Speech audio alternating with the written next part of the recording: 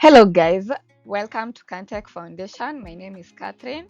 In today's video, we are going to learn how to open an eCitizen account for those of you who don't have an eCitizen account.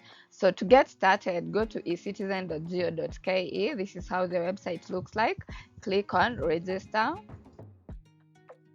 So once you click on register, it's going to tell you to select an account type. So this video is for Kenyan citizens. So click on citizen for Kenyan citizens. Now, the first step is to validate your information. You can't open an eCitizen account with an without an ID number.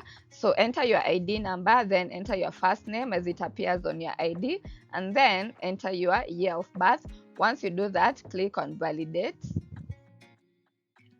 So once you click on validate, eCitizen is going to auto-populate your details such as all your names and your ID number based on your ID number and your first name. If it's you, click on next. Now the next step is to enter your contact information. You're going to have to enter your phone number and your email address. Once you do that, eCitizen is going to send an OTP, one-time password, to your phone number as well as to your email address, which you'll be required to enter, and then click on next.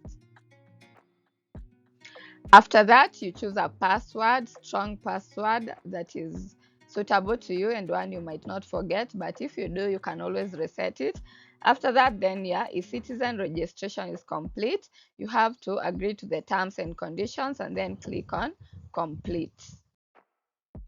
And just like that, easy peasy guys, you have an eCitizen account and now you can access all your government services on one platform conveniently from anywhere you are. So thank you so much for watching. Today we learned how to open an eCitizen account for Kenyan citizens. My name is Catherine. Until next time, bye bye.